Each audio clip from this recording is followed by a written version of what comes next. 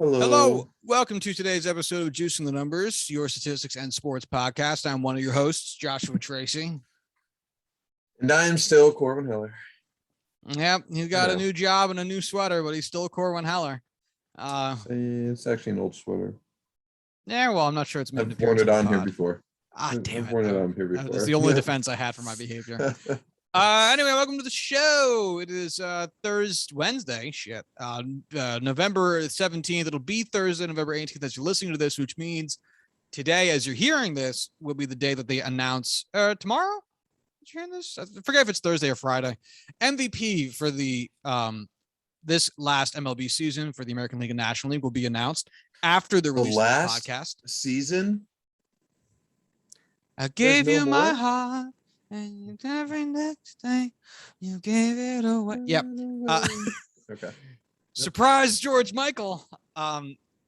So we will not be talking about any of the awards. I know they announced Rookie of the Year. That's right. Everyone pictured Arrested Development. George Michael is the other George Michael from Wham. Which you have to include the exclamation mark when you say it. Anyway, so other awards have been given out. We're not going to talk about any of them until we can talk about all of them, because honestly, what's the fucking point? So we're going to hold off on all of the other awards until we can get to Sunday's episode, where we can, again, talk about all of them and go through our MLB Pro Bowl predictions. Today, we'll also be going over our mid-season NFL Bowl predictions, since Corwin and I kind of forgot when the middle of the season was, because this NFL season has gone by very fucking fast. So we'll have that for you in a minute. But before we get there, a few spare, I guess we'll start with the MLB topics to more seamlessly transition into the NFL. So let's start with, I guess, relatively chronologically, Eduardo Rodriguez has signed a 5-year deal. Wait for it, with the Detroit Tigers. 5 years, $77 million. And that is an average annual salary of $15.4 million for, a guy who's been a consistent member of the Red Sox rotation. I think that's the best way to put Eduardo Rodriguez. Not like an ace, his ERA for his career, which was in Boston, was 4.16. So not an ace. Tough to call him a workhorse. He has 1 year, 2 years over 150 innings, but definitely a mainstay of that rotation. So, Corwin, what do you think about this move for Erod, for the Tigers, and for the money? I have to say I like it for the Tigers. I like it for Erod too, I guess. I mean, he gets his money. Yes, he's not going to be on anywhere close to the same level of competitive team. I guess the Tigers are technically on the way up. He is a level of pitcher, and that is a level of team where both of them equal. Just, I don't give a shit. I could easily see him having a pretty good season for the Tigers, which doesn't really amount to anything monumental because the Tigers suck. I could also see him absolutely imploding because it's the Tigers, and we don't really think much of Eduardo Rodriguez over the next season. Neither would surprise me. I don't think I'd overly care about either outcome. I'm a big fan, I think, of this signing. I like this signing a lot. I like what it signals for the Tigers, because it clearly shows that they're trying to build some momentum on what they did last season. And last season, they had a good year, all things considered, for a team that is trying to bolster their lineup, their rotation, and their win column. They finished 8 games under 500. The Tigers, that's it. 8 games. That's actually fucking incredible, considering they had back-to-back 100-loss seasons within the last, 4 years? They finished closer to 500 than the Cubs, than the Marlins. They had the same record as the Mets. Granted, they didn't have the Mets' early first half success where they were leading their division, but still, I mean, when you think about where the Mets are on a talent level scale and where you might picture the Tigers at, it really is a really solid amount of success for how they've built that team. And they've done a lot of it through good drafting and some Rule 5 picks, especially with Akil Baddoo.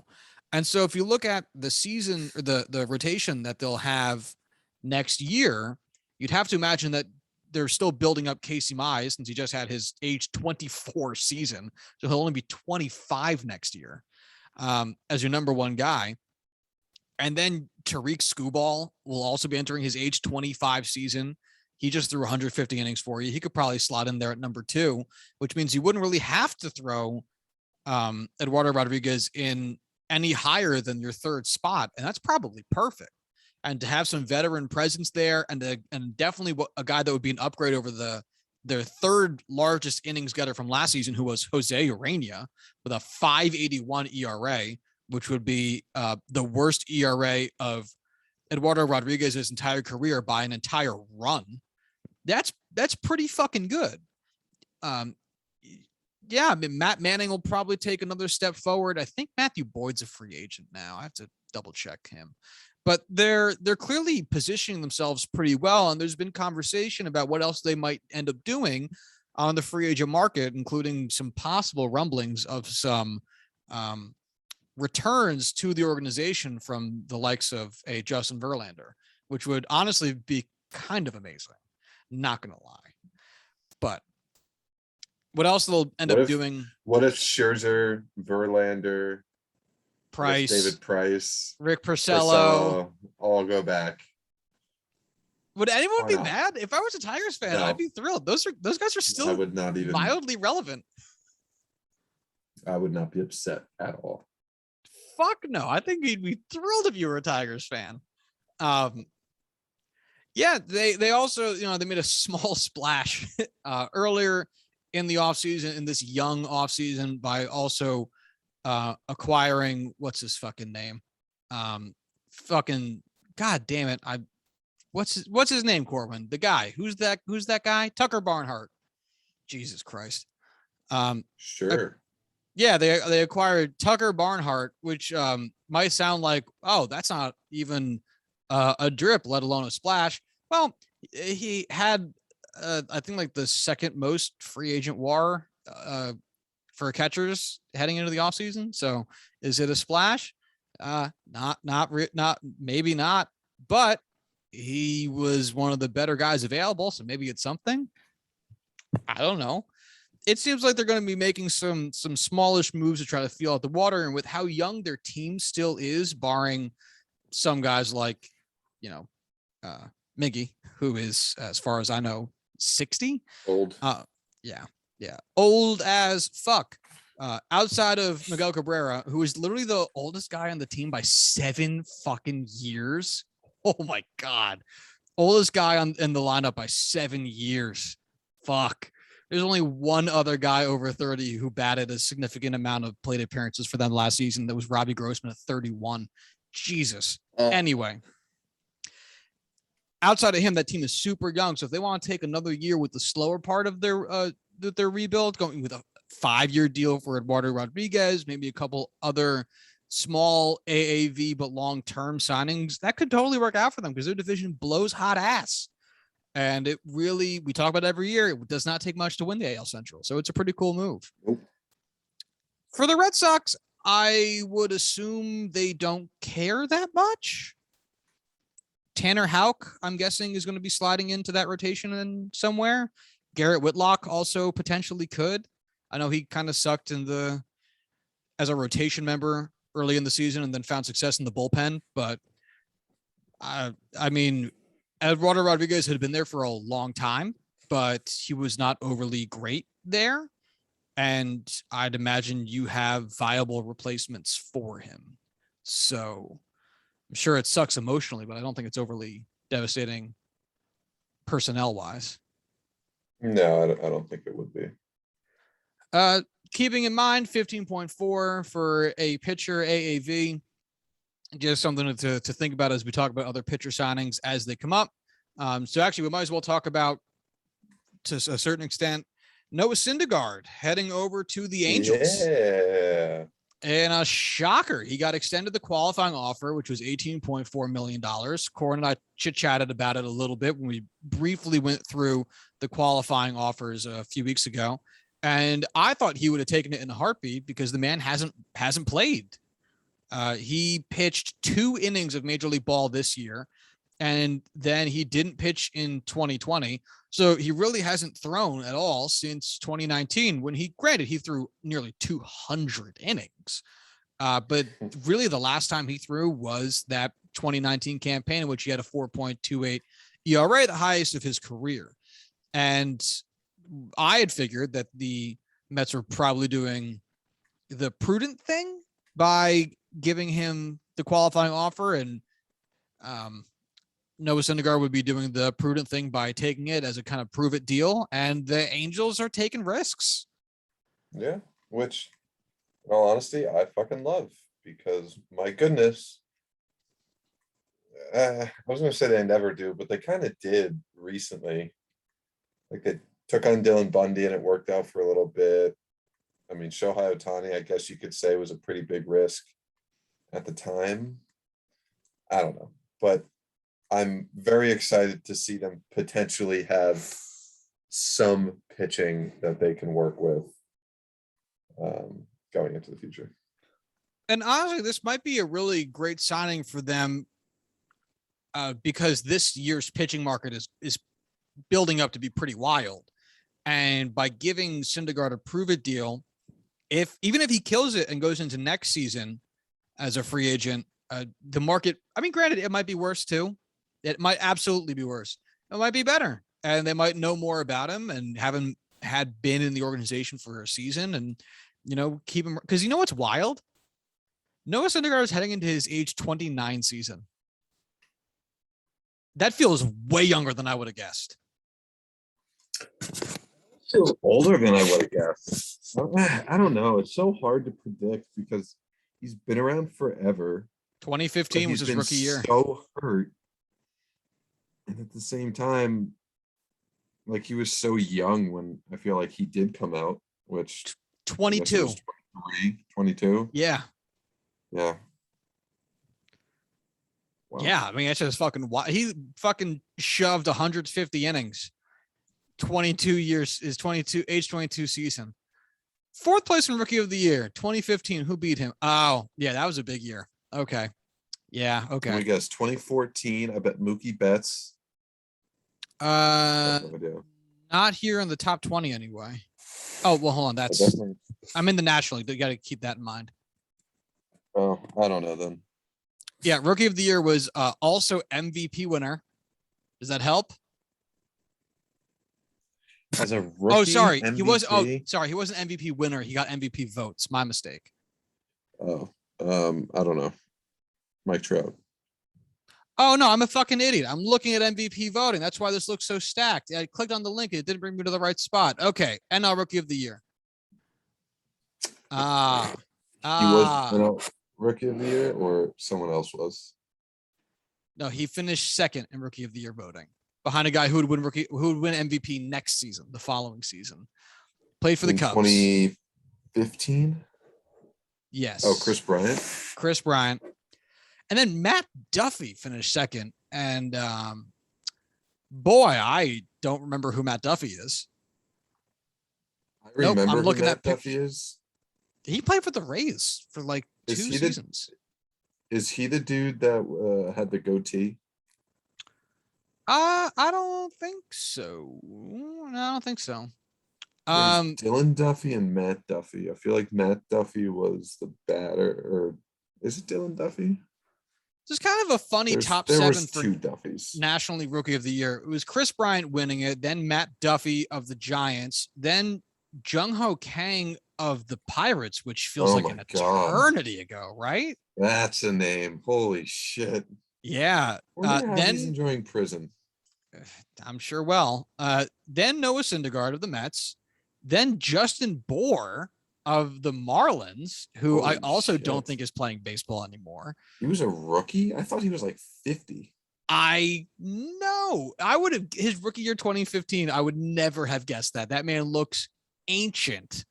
And then it was Jock Peterson of the Dodgers tied with Stephen Holy shit. Piscotty of the Cardinals back when he was a Cardinal. How old was he as a rookie? Piscotty, 24. Wow. Okay. Right? Man, time capsule. And then the AL side was Carlos Correa won with Houston. Then it was Francisco Lindor finished second with Cleveland. Miguel Sano finished third with Minnesota. Roberto Osuna finished fourth with the Blue Jays. Billy Burns finished fifth with Oakland. I don't even know who that is. Eddie Rosario finished sixth with Minnesota, and Delino DeShields finished seventh with Texas. Okay. Sure. All right.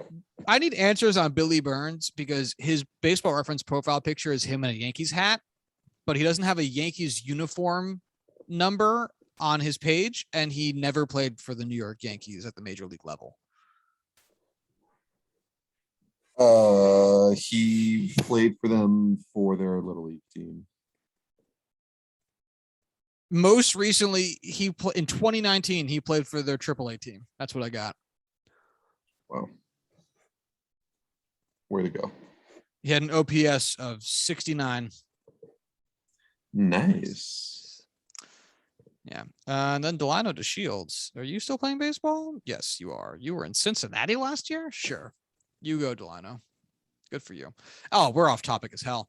So this is an interesting signing. I feel good about it for the Angels. The rumors circulating is that Syndergaard's camp did not give the Mets a chance to counter back, which has been a major talking point over here because when I drive home from work, I listen to New York sports talk radio. So obviously that's been a major conversation point since he played for the New York Mets.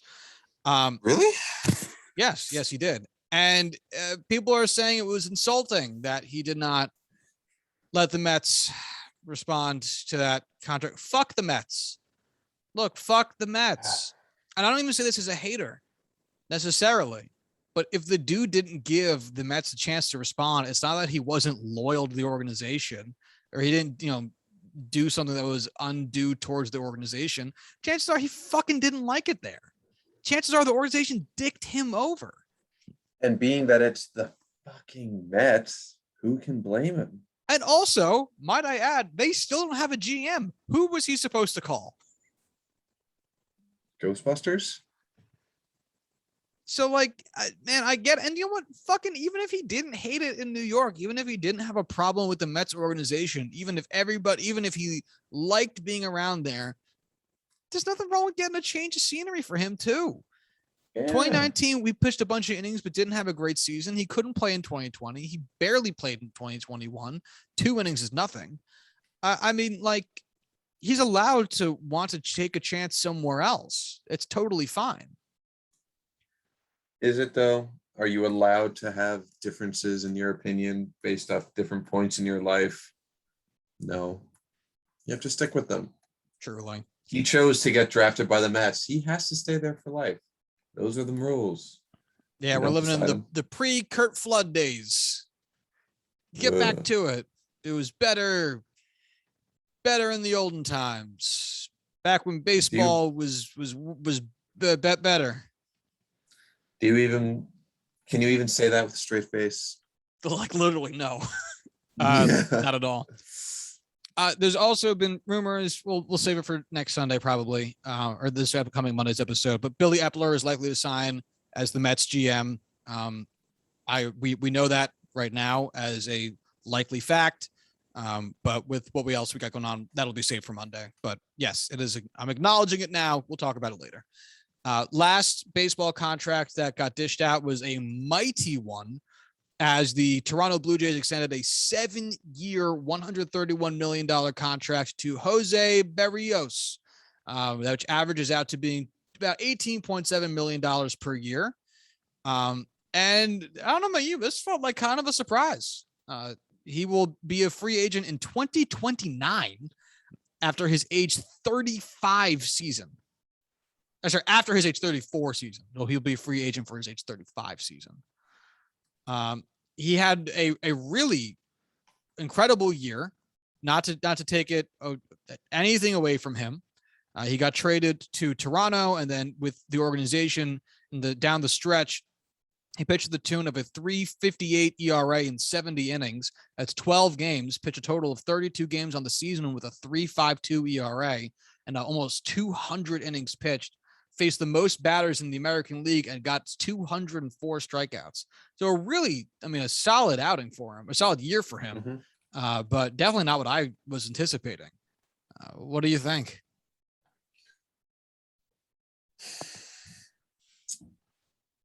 I mean, yeah, again, it's a fine year.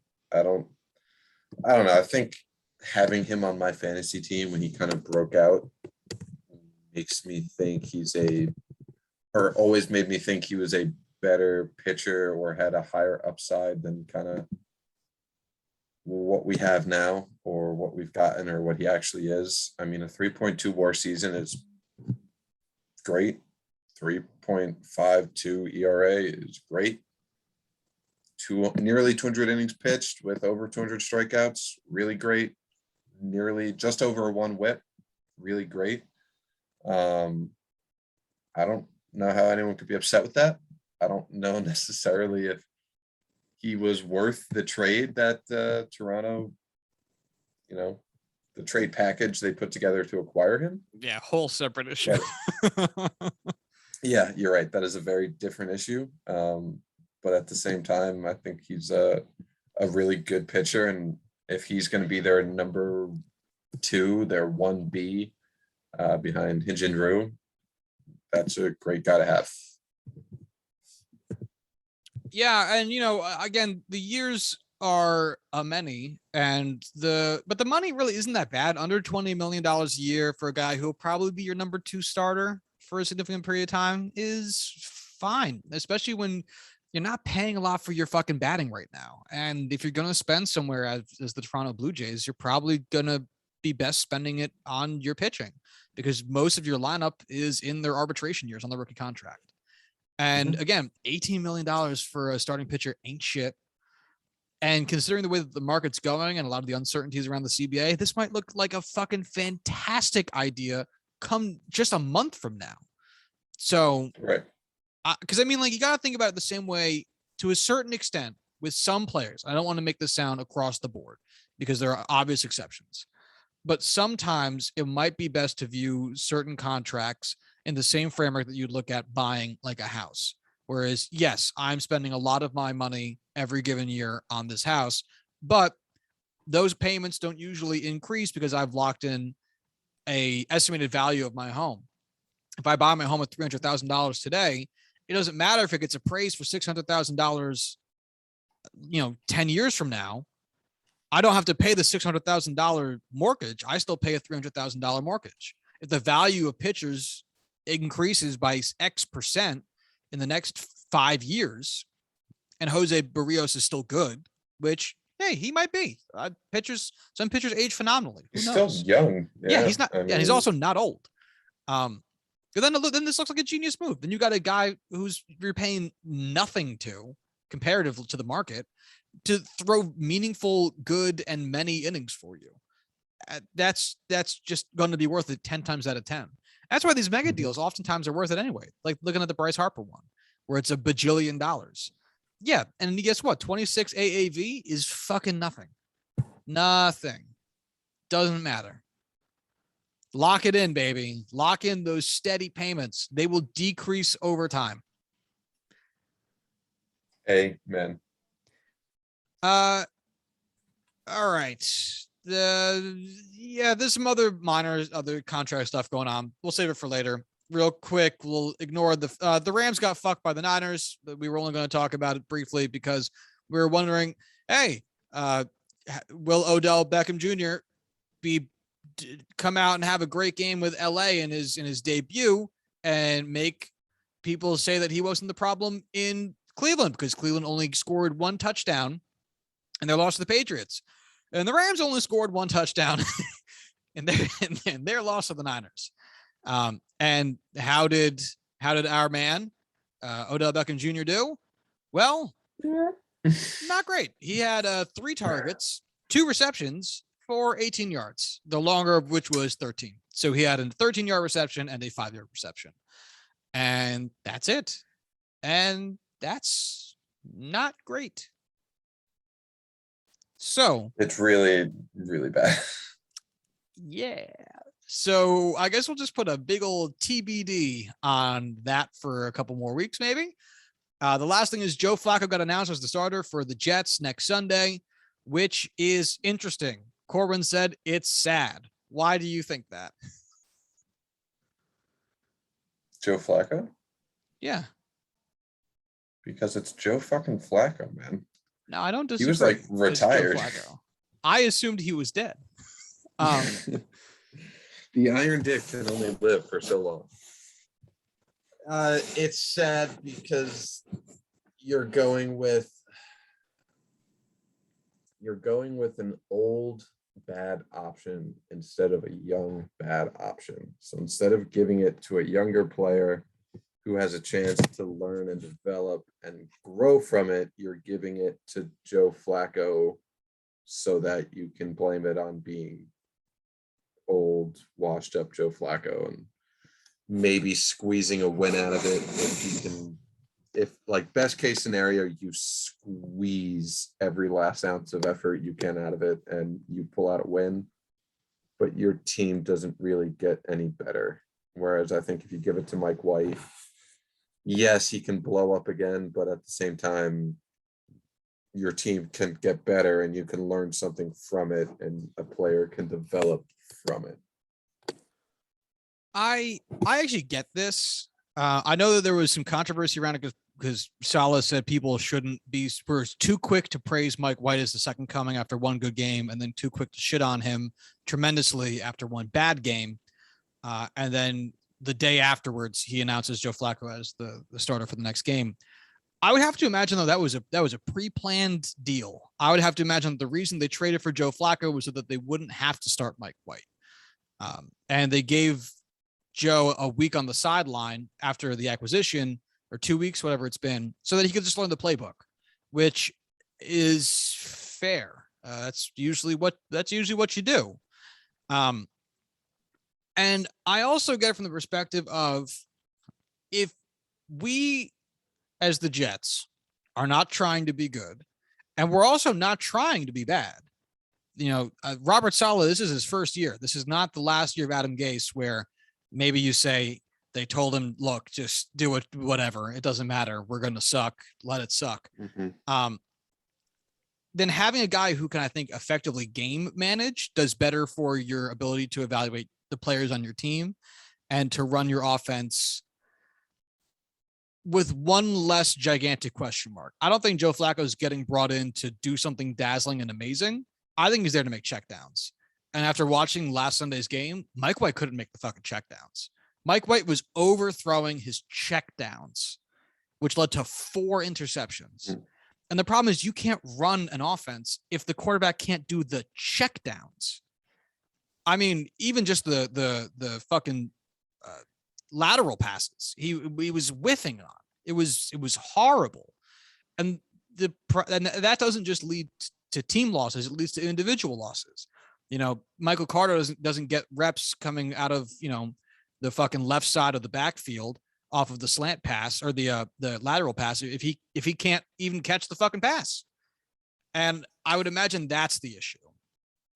I wouldn't be surprised to see them trading off during the game as needed. Like if the Jets need a Hail Mary in the 4th or are down by 2 scores with 10 minutes in the 4th, and then they go to Mike White to try to make something big happen with the arm, maybe. But I mean, I don't like the fact Joe Flacco's here, but I can understand the basic rationale for why he's here. I get the rationale of you know, it being a benefit to the rest of the team, but I think you need to respect the fact that Mike White has first overall talent. And after 2 games, you just need to let it play out, and he needs some time just to work out this kinks. Fuck you. Oh, God, suck a dick. You're the worst. Oh. No, Mike White is the worst. He's not good. Would you rather have Mike White or Nathan Peterman? Mike White. I think I'd rather have Nathan Peterman. No, Mike White had one good game. Nathan Peterman had no good quarters. Yeah, some good ones. Just way after that one game when nobody ever gave him a second thought. I think he was fine. No. So it's drama ridden because it's the Jets. We suck. It's a dumpster fire. It's a new coach. It's a questionable GM. I get it, but I think it's a non-issue. But anyway, speaking more about the NFL, let's get into our midseason update of our bold predictions. Fuck. Before we do that, what are your thoughts on Matt Stafford's wife having to apologize for throwing a pretzel at a game and a fan during the game? So I saw that. Doesn't she suck? Like, wasn't this a known thing that she sucked? Like, I thought there would have been stories about how isn't she like an anti-vaxxer and but wildly aggressive about it? I thought she already sucked. Looking through Reddit comments, apparently she compared COVID restrictions in Michigan to a dictatorship. She would throw shade at Lions fans, called Whitmer a dictator. Yeah, I'm pretty sure this all sounds like what I recall. I'm pretty sure she's already not a good person. So this tracks. I'm not surprised.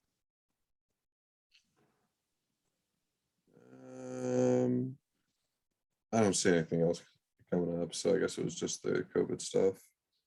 Yeah, I mean, which is she'd enough. Get along great with Pat Mahomes' brother. Okay.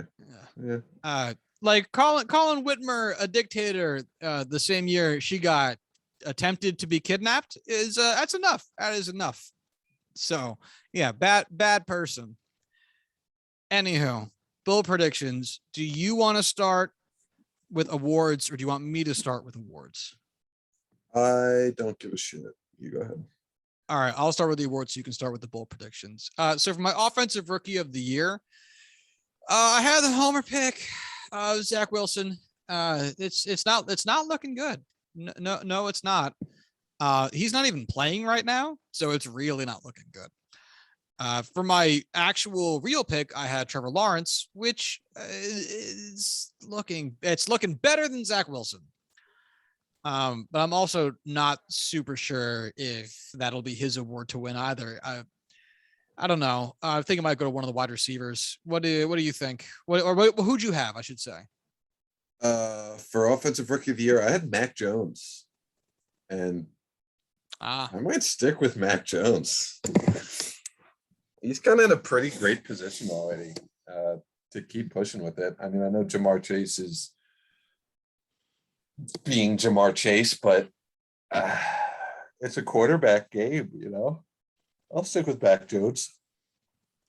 I was gonna say Jamar Chase. It's funny because a few weeks ago, Cor and I agreed on a passing comment, which is the Patriots are not going anywhere this season, and now they're in a playoff spot. Which kudos, you pieces of shit. Go fuck yourselves and leave my team alone. But large part is due to Mac Jones. So let's be hesitant with what we call the playoff picture in the AFC because my goodness, life is a lie. Trevor Lawrence versus Mac Jones. Trevor Lawrence yards 1,991. Mac Jones 2,333. Trevor Lawrence's completion percent is 58. Mac Jones is 69. Trevor Lawrence has 8 touchdowns on 9 interceptions. Mac Jones has 13 touchdowns on 7. And a quarterback rating this season for Trevor Lawrence is 72.2. Mac Jones is 94.1. So not really close between the two of them. Yeah, I'm about Mac Jones. I think Bill Belichick pulls his stupid fucking voodoo magic and he closes out the year well. And not anything to do with the fact that I already have him picked. So yeah, it's a pretty interesting top 4 for quarterback and how they've been performing. Because you had Trevor Lawrence go first overall, and he's having what I would describe as like a normal enough rookie season. Ups, downs. Up and down. Yeah. Then number 2 overall was Zach Wilson, who was having a worse rookie season, but still a rookie season, and is hurt. so not actively playing. And then third overall was Trey Lance, who still isn't the starter, which I think both of us predicted he probably would be. And in fact, has only appeared in 4 games. So, I mean, he's barely even playing. And then he's shown flashes when he has played. I think it's the fact that they still are paying Jimmy Garoppolo a lot of money and he's still healthy and playing fine. I don't think they're really rushed to get him in there versus other situations we usually see as rookies. Right. And then Justin Fields, who is having a rookie season, and Mac Jones, who's playing legitimately quite well. So it's an interesting top 5 for those quarterbacks. Defensive rookie of the year, I had taken Micah Parsons out of Dallas. And I'm going to be honest, I haven't really watched much of Dallas's games, but it seems as though he's doing okay. He is doing exceptional, and I think he is. If it wasn't for the fact that Trayvon Diggs is having a historic pace for a defensive rookie and not even a defensive rookie, just a defensive player when it comes to his interceptions, I think it's, Micah Parsons with an easy win here for defensive rookie of the year. If Diggs just doesn't put up wild fucking interception numbers over the last half of the season, or last 7 games, 8 games of the season, whatever it is, I think Parsons can snag that away. But yeah. A Cowboys defensive player is going home with the rookie of the year. Right. Did you pick Parsons as well? I did, yeah. Gotcha. Okay. Okay. Pull up some stats for Mike Parsons just so we can see. Yeah, I've got him up. He has very good. 2 passes defended, 1 forced fumble, 6 sacks. He has 58 combined tackles, 44 solo tackles, 14 assists on tackles, 11 tackles for loss, and 15 quarterback hits to go along with his 6 sacks. In coverage, he's allowed a 70% completion percent. He's been targeted 27 times and allowed 19 completions for an average distance of 8.2 yards, which accumulates to 155 yards, but no touchdowns. The quarterback rating to his pass defense is 84.6.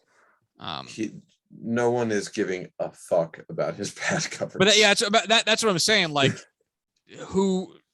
I wasn't judging by it because it's like, who gives a fuck? But because the tackle numbers are good. He's missed 13.4% of his tackles, but I remember we did an episode on missed tackles, and it generally is higher than you think it is. Yeah. So that's seems totally in line. Especially if they play for the Pittsburgh Steelers. Huck. But anyway, yeah, because if you think about 58 combined tackles along with 9 missed tackles, I think you take that every fucking day. So yeah, absolutely. Yeah, strong season from the dude. He's killing it on my fantasy team. He put up like 40 points last week. Pretty dope.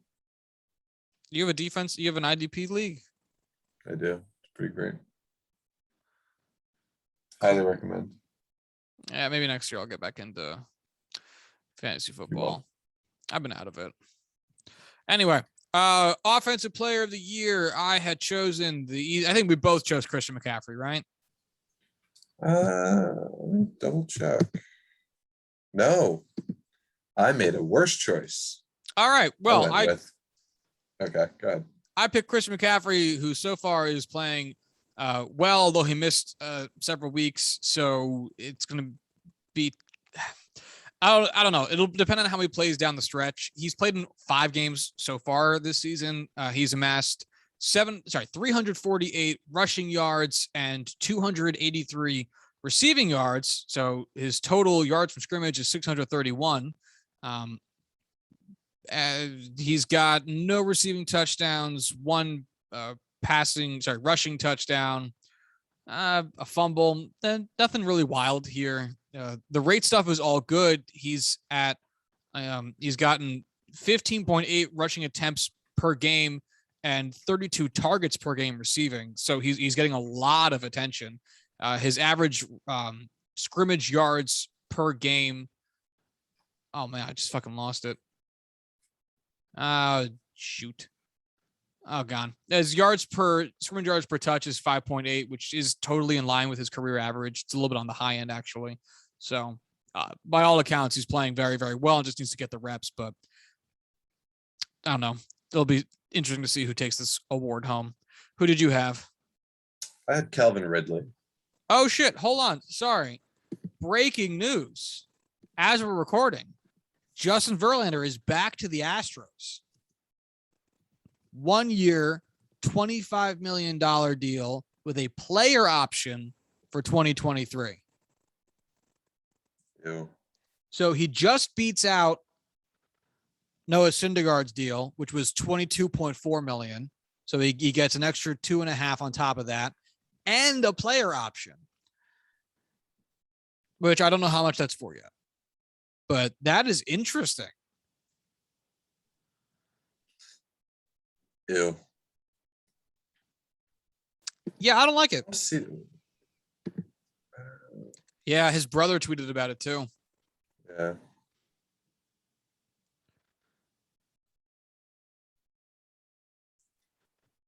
Wow. Jeremy Frank was the one who broke that news. That's fucking dope. Oh, he just became an intern for the Astros. Hope he doesn't get fired already. $25 million for 39-year-old coming off Tommy John surgery is probably more than I'd give. But hey, Houston really needed some starting pitching, courtesy of our buddy Max Greenfield. Way to go. Yeah, it is the least exciting. It makes total sense for literally everybody involved, but it's the least interesting option he could have had. I would have liked to see him in Detroit. Brandon Belt signed as well. Yeah, Brandon Belt took the qualifying offer, which I also figured we might as well save for the next episode. But yeah, okay, yes, he did. Okay, well, there you go. All right, so yeah, that's that. Sorry, so who did you have for Offensive Player of the Year? Calvin Ridley. Yeah. How's that going? I really have not watched any other football besides the Jets so far this season. I feel like I'm 12 again.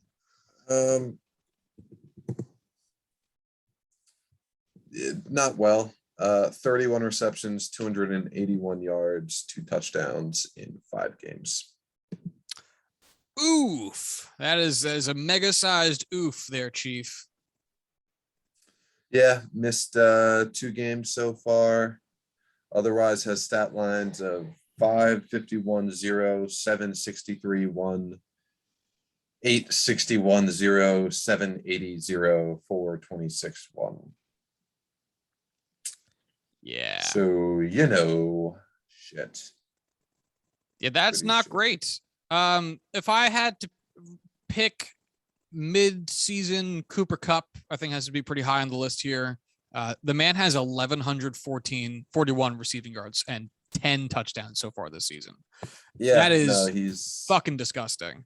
He's just on a whole nother fucking level. I mean, his receiving totals so far, granted, he has 10 games.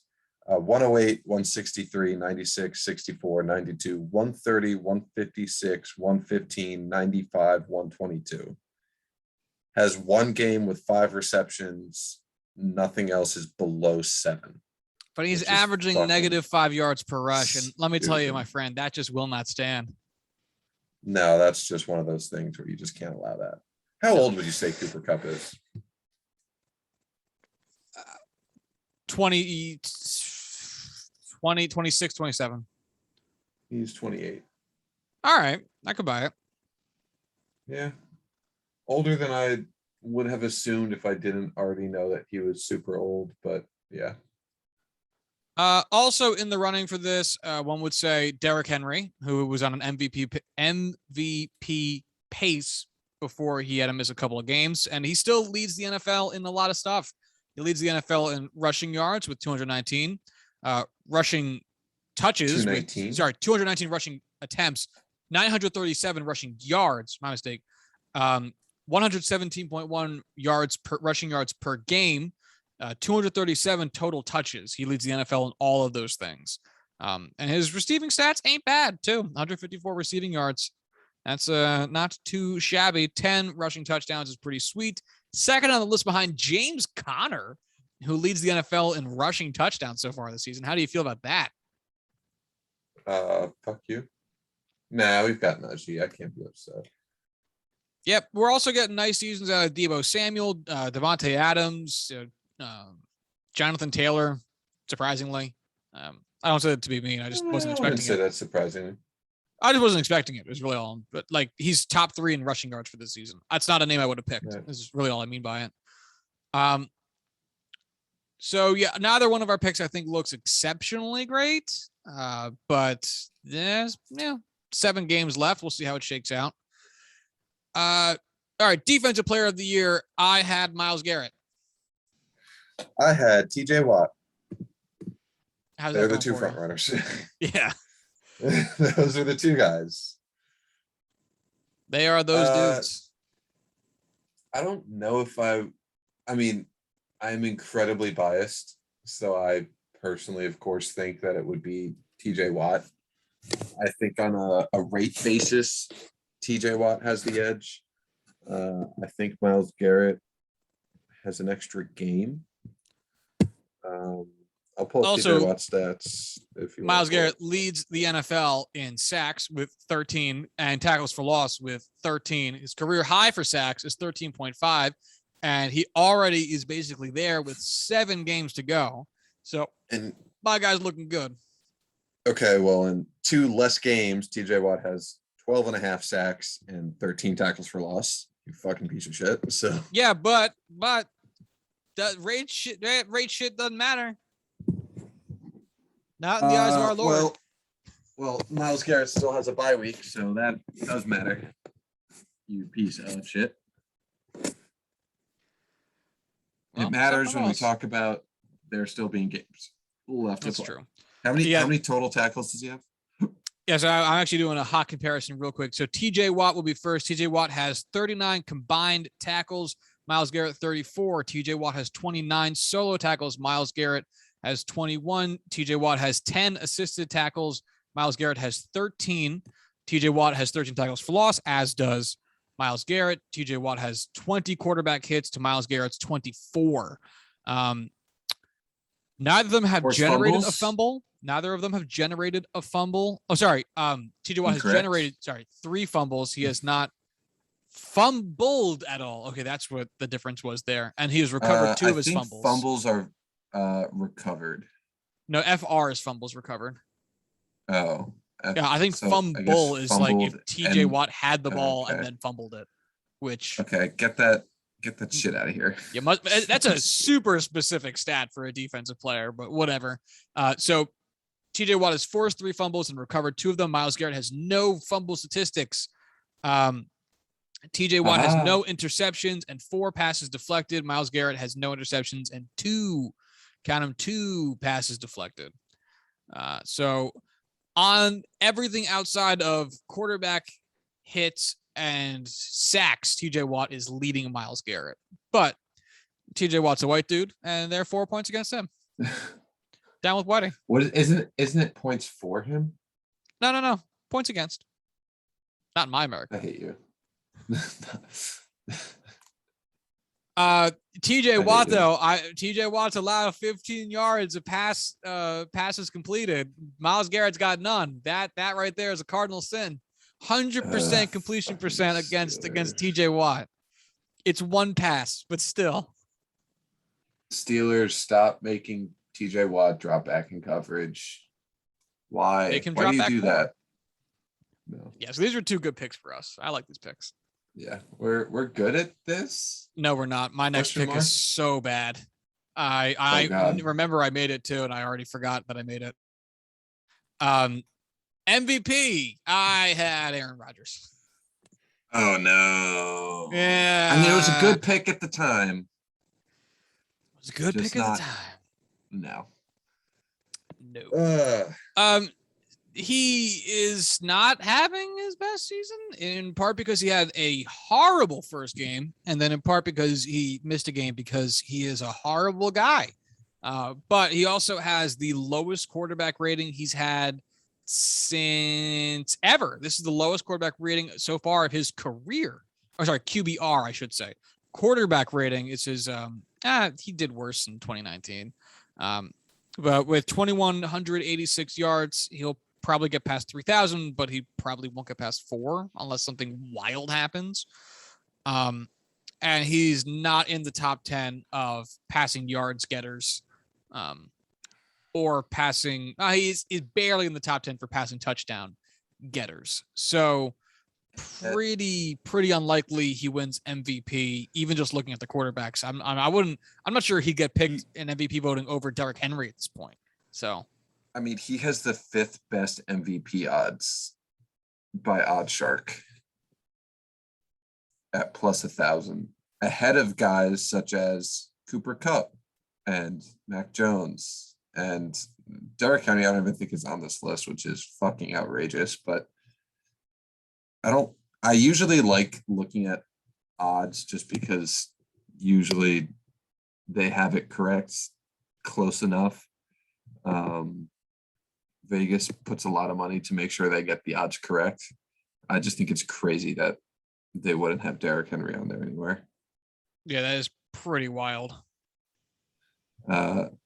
Vegas Insider has him at plus 1,100 if it matters. So 6th best or 7th best, I should say. No, 6. I can count. Good job, Corwin. I was torn between Dak Prescott and Tom Brady, who have the 2nd and 3rd highest odds to win MVP, or lowest odds, highest odds. I don't really know how you consider it, but I went with Dak Prescott, who had one really bad game, but otherwise has been doing pretty good. I see this offense being just as strong as it was. I mean, he's still throwing for a lot of yards, a lot of touchdowns, not throwing many picks. He literally has the best quarterback rating in the NFL right now. 110.8. Like it's a great pick. He also has the 4th most passing touchdowns in the NFL right now. Yeah. This is a very good pick. How the fuck does Josh Allen have the best odds on every single website? I do not understand it. Because he gets points for being a white boy. Him and Tom Brady, man. Oh, God, fucking pliability. Yeah, also, shout out to sneaky, amazing. I only say sneaky because neither one of us picked him. It's really not sneaky. Matthew Stafford having just a phenomenal year, which can't win games. Yeah, that's his problem. As he has a quite comfortable 7-3 record so far this season. Leads the NFL in passing yards so far with 3,014, and there's 7 games to go, which is just fucking insane. Leads the NFL in QBR with a 67.1, has a 106.1 quarterback rating, which is the best of his career, 301 yards per game. He has 24 touchdowns to 8 interceptions. He's having himself a tidy ass season outside of Detroit and actually getting team success for once too, which is just phenomenal. So shout outs to him. I mean, we have so much more to get through. Let's power through a little bit. Coach of the year, I had Robert Saleh. That is not happening. I had Mike Tomlin. That's probably not happening. Comeback player of the year, I had Dak Prescott. I also had Dak Prescott. I have you down as having picked Saquon Barkley for some reason. I had Saquon as like the guy I was toying between. Maybe that's what I'm thinking of. Yeah, this is a great pick for both of us. He should win this. So, yeah. All right. Why don't you give your first, since I went first with the awards, why don't you go first for the actual predictions, unless you'd like me to continue going first? You can go first because I want to look up some stats while I do. Alrighty then. So my first bold prediction, which looks like a mistake. Oh no, it is. Oh fuck. Jameis Winston retains his volume production while cutting his turnovers in half and finishes top 5 in MVP voting. Jameis Winston has played in 7 games so far this season and has barely scraped over 1,100 yards while doing it. He leads the NFL in touchdown percent. He has 14 touchdowns in his passing touchdowns in his 7 games. To only 3 interceptions, which I must say, talk about cutting down the interceptions. He is certainly doing it, but the volume production is absolutely not there, and he's not getting consistent playing time. Granted, 7 starts, but he's hurt. Missing. That's what I'm actually. Yeah, sorry. I forgot. Yeah, no, he is hurt. That's my bad. But regardless, they are clearly not having him air the ball out with wanton disregard for everyone's safety. And it is showing in the stats in both some good ways and some negative, but that is not my prediction. So not going well on this one. Corbin, what you got for the first one? I had a opposite of yours, one that's looking really fucking good. Tom Brady finishes top 3 in passing yards, touchdowns, and lead the Bucs to the best record in the NFC. Because why wouldn't he? Currently 3rd in passing yards, 1st in passing touchdowns, and the Bucs have the 3rd best record in the NFC. Getting close. Yeah, my next prediction looks significantly better, but still very unlikely. My next one is that Jimmy Garoppolo turns into a stud and then still gets benched for Trey Lance. So Jimmy Garoppolo is looking the best he's looked outside of that 2019 campaign since he's been in San Francisco. Stud might be a bit strong of a word, but this is still the best he's looked. He's just under 2,000 yards in 8 games, which means if he'd be on pace to break 4,000 for a 16-game season, which would be the best of his career. He has a 97.6 quarterback rating, which is really good for him. He's facing a lot of sacks, but so far the percent of his sack percent is down, and he's not losing nearly as many yards for it as he has previously, which you might take to say he's not holding onto the ball as long and getting sacked comically far beyond the line of scrimmage. But whether he gets benched for Trey Lance can still be seen. I didn't put a game limit on that. So I'd say 50-50 on this one so far. What do you got for yours? I had Davis Mills starts more games for the Texans this season than Deshaun Watson. He has started a game for the Houston Texans this season, so he's actually started 6, but whatever. He's gonna blow this one out of the water. Not because he's really good, but because boy, the Texans just don't have any other options at all. So I feel guilty accepting this one. But here we are. I feel you. My next one is that Minnesota becomes a basement dweller and Kirk Cousins gets benched. And neither of these are true. So far, Minnesota.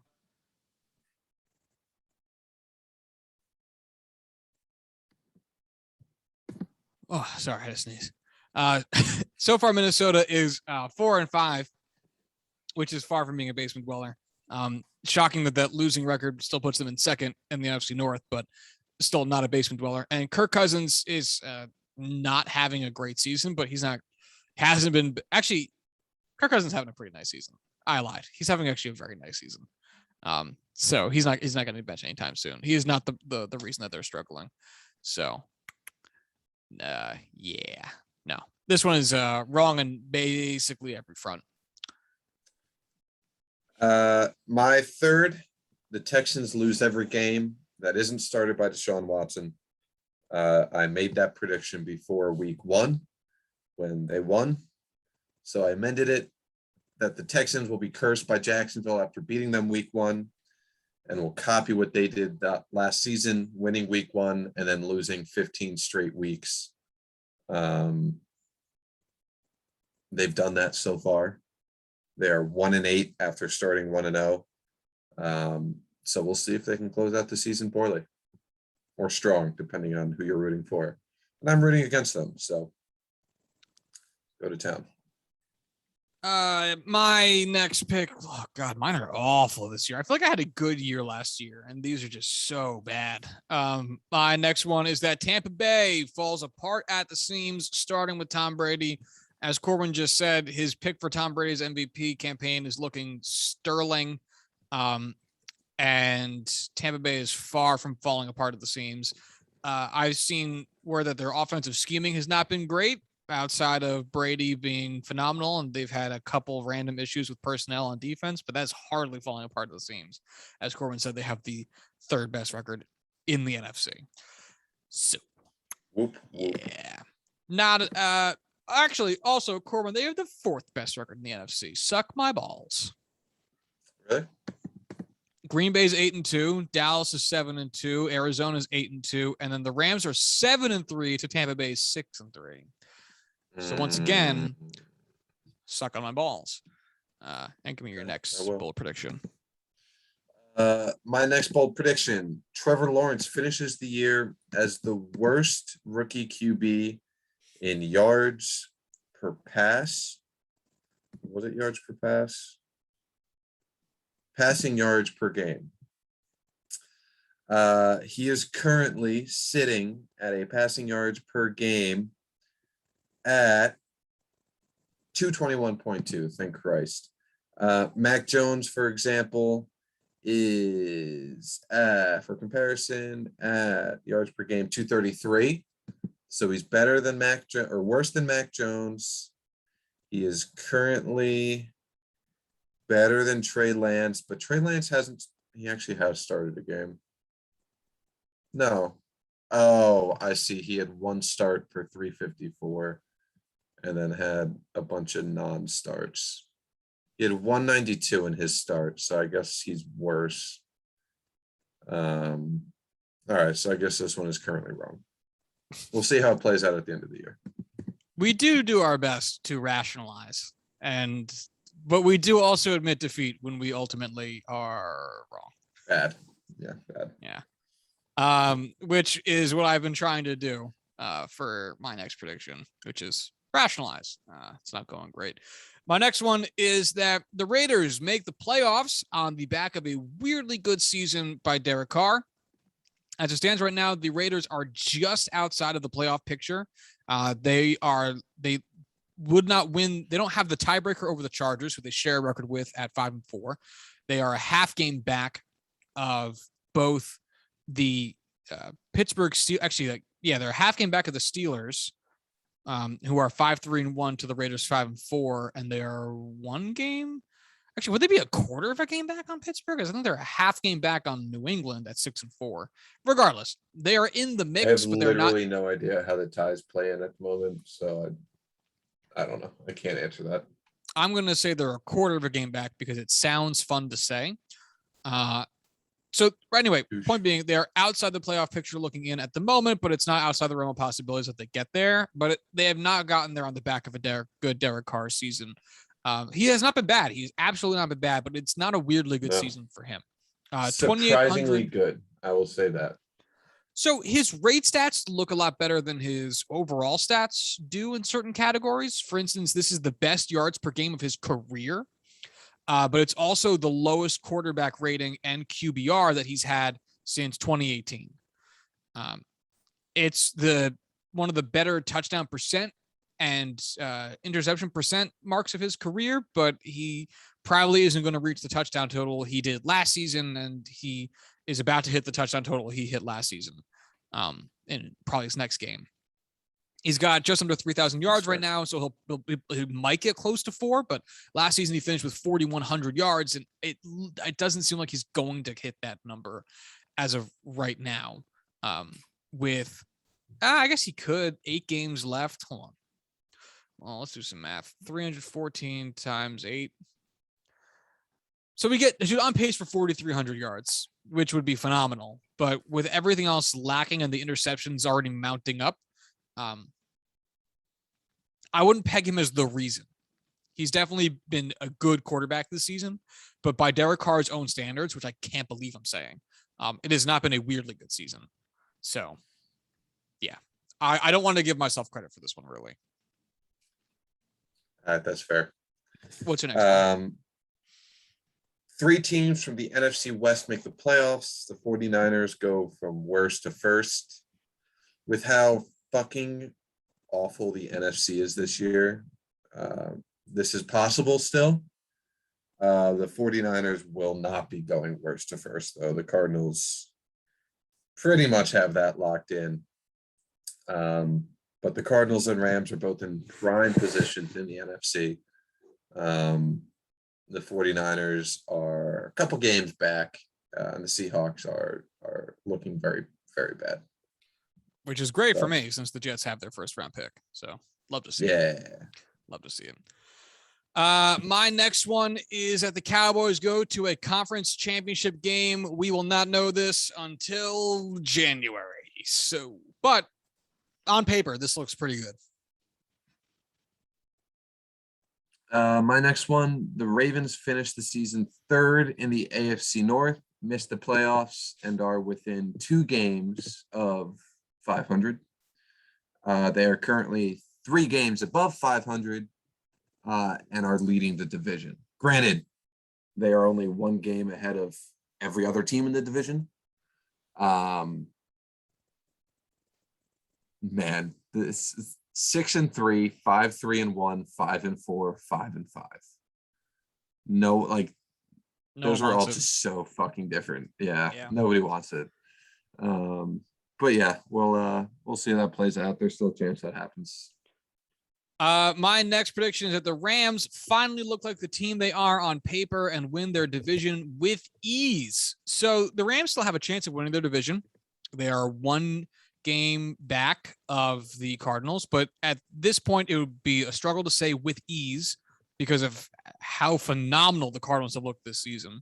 And I was about to say, which who could have predicted, but the whole point of this was to have bold predictions. So, but I will say they do basically look like they are on paper.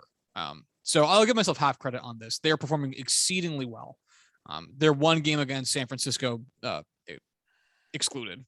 So, but yeah, half credit on this. They look very good, but Arizona's giving them trouble.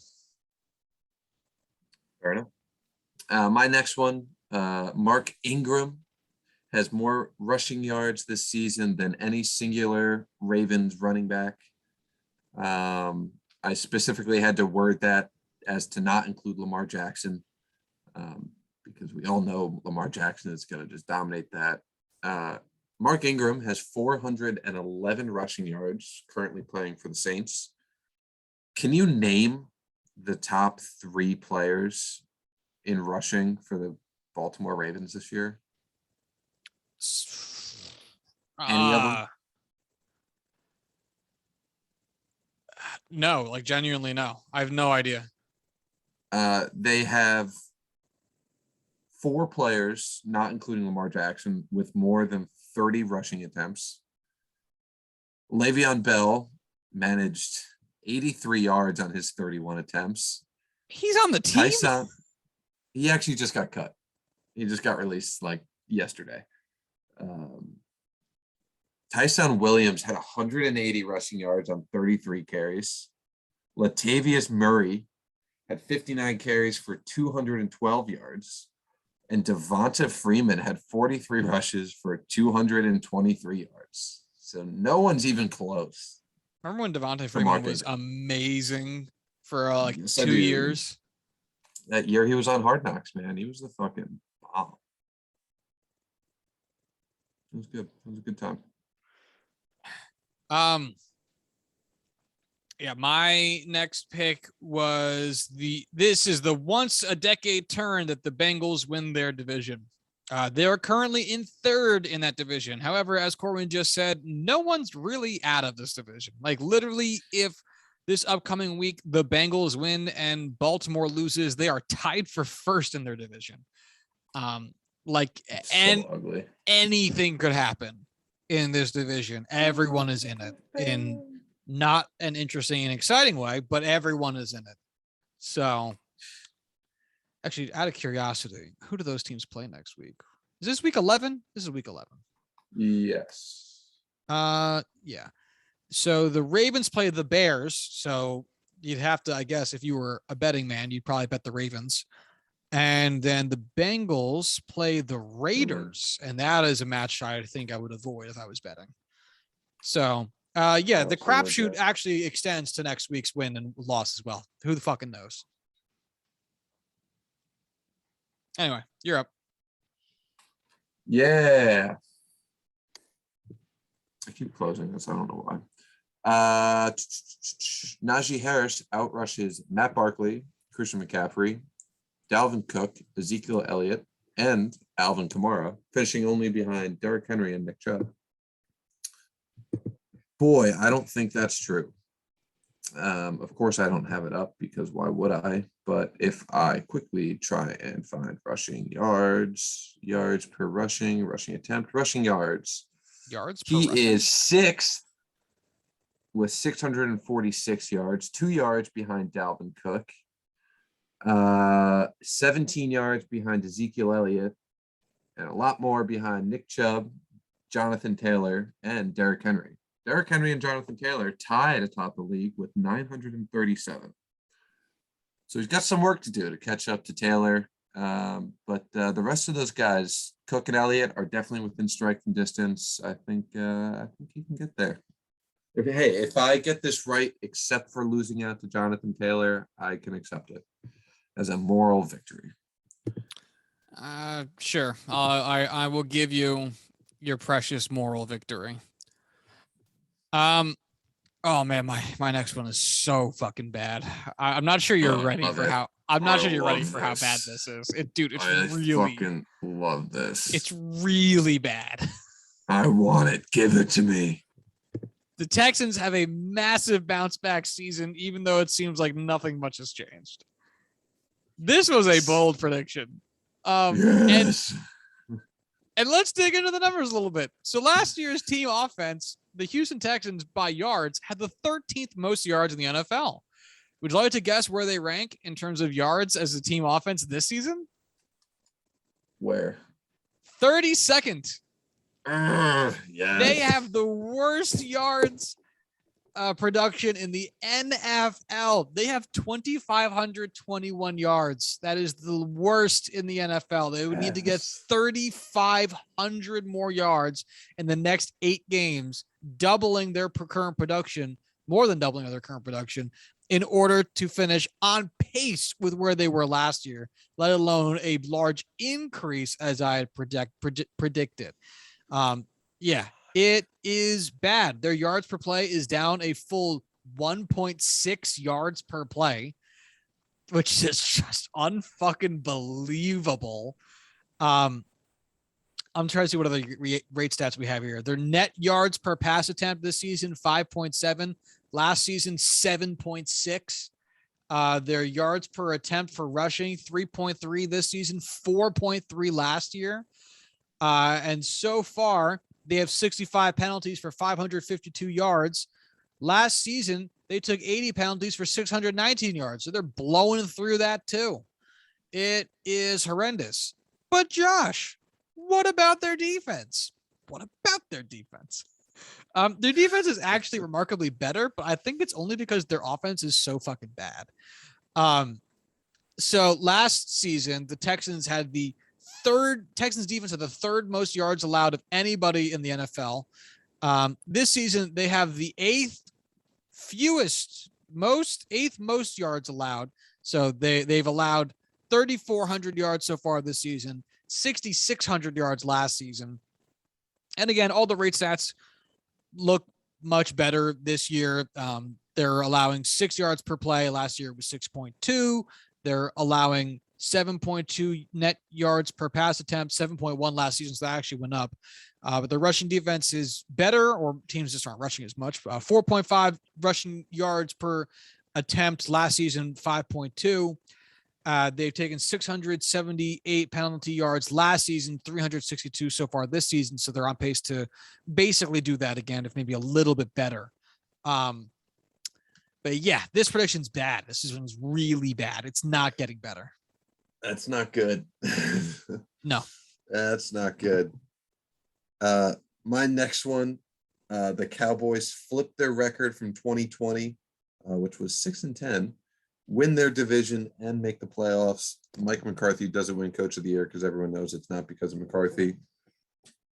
I mean, the Cowboys are kind of on pace. I mean, they're 7-2 right now. So they have 8 games left. In order to get to 6 losses, they just need to lose 4 of the 8. So if they go 500, they'll at least flip their record, which they can definitely do. They're definitely in the on pace to win that division because I don't think the Eagles at 4-6 are giving them a run for the money. And God, I don't think anyone's talking about Mike McCarthy as the reason why they're performing so well. So I think that was looking pretty good. Yeah, we get it. You're better at this than me. We get it. This season, you little bitch. I am, in fact, a big all right, my bitch. last one is that Jared Goff becomes Matt Stafford by only collecting any meaningful stats in blowout losses in the fourth quarter. Obviously, for a full post-mortem on this, I'll probably have to do this broken out a little bit more by where his scoring and yards took place, which wouldn't, I think, be overly difficult. I just have to actually care enough to go find it. But so far this season for him is Jared Goff season. Like, I don't know how we want to judge this, and maybe it's something we really should have picked when I picked this as a bold prediction, which is, does he turn to Matthew Stafford in that he throws for like 4,000 yards, or does he turn to Matthew Stafford in that he just gets all the yards he gets in like the fourth quarter? Or he turns into Matthew Stafford and just can no longer win games. It's accurate. In which case, he's killing it. He's doing really well. Yeah, in that respect, he's on it. Actually, the splits for Pro Football Reference is fascinating. Really? And I do have it by quarter. So really? In the fourth, oh my God. All right, I'm pretty on point then. If we go by where his stats are being accumulated, so far it looks like the fourth quarter is where it's at. His passing yards in the first quarter, 359. Second quarter, 424. Third quarter, 426. Fourth quarter, 840. That is double the next highest quarter. His touchdowns, he has exactly 2 touchdowns per quarter and 1 interception per quarter for 1 through 3. So in the first quarter, 2 touchdowns, 1 interception. Second quarter, 2 touchdowns, 1 interception. Third quarter, 2 touchdowns, 1 interception. Fourth quarter, 2 touchdowns, 3 interceptions. So he is obviously forcing the ball a lot more in the fourth quarter and being met with an increased turnover rate. But I mean, fucking, oh well, they're probably losing all those games anyway. But also just like the efficiency is weirdly better. Like his yards per attempt is 10.8 as compared to like 1.5 for the fucking first quarter. I mean, it's just, yeah. I mean, I know Jared Goff went off in overtime after throwing for like 58 yards or something stupid for against the Steelers, but damn, I didn't realize it was that drastic of a difference. Every other week. Yeah, it's wild. Huh. Now, you can you can do this by down and yards to go. You can do this by just down, by just yards to go. It's fucking wild. Aren't stats just fun? I love stats. So Jared Goff with 10 or more yards to go has the most yards, passing yards in that category, 1,257, which I guess makes sense because you're probably going to be running more passing plays from that distance. And also if you're including 10 yards, that means you're including first downs, second and 10s with passing. Like, you run into 10 yards to go quite a lot. So most of his passing yards comes on first and 10. He's 800 passing yards on first and 10. And then he doesn't eclipse 300 passing yards anywhere else. Wow. Yo, first down and less than 10 yards, he has 4 passing yards. So you go, all right. It's 1st and 5. There was a penalty in there. Whatever. What about 1st and more than 10? 1st and more than 10, he has 46 passing yards. That's awful. That is awful. 46 yards. That's so bad. That's embarrassing. Like that's something where like you go to work every day and you suck. Give me another quarterback. Like you, like any quarterback. Derek Carr. All right. Keep talking. Keep talking. You go to work and you suck. Oh yeah, you go to work and you suck, and when you go to work, you are just letting everyone you work with, you work for, and who is a fan of the company that you work for, you're letting them down. That's got to be a tough way to wake up in the morning. So Derek Carr also doesn't have a lot of yards in that split. He does have more, 68 yards to Jared Goff's 46, but it largely falls in line here, in including the what looks like to be the percentages. So most of Derek Carr's yards are also on 1st and 10, 974 passing yards. Nothing else gets over. He has one other instance in which he's over 400 yards, one other in which he's over 300 yards. He has over 400 yards, 415 on 2nd and 10. And then he has over 300 yards with 346 on 3rd and 10. Everything outside of that's below 300. And it's really interesting to see that spread. Obviously, he has the far most passing attempts on 1st and 10. And 2nd and 10 is his second highest. But yeah, I don't know. I would have figured, I guess there's a lot less aggressive play calling on the later downs. I guess so. I don't know. Man. I just don't fucking know. I want to figure something out to do with this because that's very fascinating. Sure. I'm intrigued. I'm very intrigued. Josh, intrigued. Derek Carr has 6 passing yards on 4th down. That's it. 6. How many attempts? 1? 7. Oh, okay. I mean, I really don't know how to feel like that's such a small sample size that really doesn't mean all that much. Who means anything? I don't mean anything. Interestingly enough, the splits don't include less than 4 yards. So it's either, actually, the more I'm looking at it, the more bizarre this looks. So like 2nd down, right? I have 2nd and 10 or more, 2nd and 7 to 9 yards, 2nd and 4 to 6 yards, but not 2nd and 1 to 3 or 2nd and less than 4. You know what I mean? It's weird. It's weird. There's missing yards here, Corwin. What does it all mean? The numbers, Mason. What do they mean? Anyway, do you have any more bold predictions? Do I have any more bold predictions? I have one more. Shout it out. The Dallas Cowboys will make the conference championship for the first time since their 1995 Super Bowl win. We will see how that one plays out. So we both had that essentially. Yeah, which I'm sure we squawked about when it first happened, but yeah. We're both good at this. What can I say? You know what's funny is it hasn't even really been that long. We probably did this 3 months ago. That's not that long. Yeah, very recent. Yeah. Comparison. That's how we usually do this. Yeah. All right. Well, that's pretty much it. Again, there's more stuff going on with MLB. There's others. There's always more shit going on than we get to in our mere hour and a half. But you'll have to stay tuned for more episodes to find out. Ho ho ho ho. Cy Young Awards are being announced as we're recording this, and it's taking every ounce of my being not to share who won and to talk about it because we're going to save that for Sunday's episode in addition, so we can do our full post-season bowl predictions recap. So that'll be on Monday's episode. We'll be recording it on Sunday. And that's it for the week. So If you want to follow the show on Twitter, you can do so at Juicing Pod. We don't post from there very frequently. So if you'd like to follow Corwin on Twitter, you can do so at Corwin Heller. And if you'd like to follow me on Twitter, you can do so at Joshua D. Tracy.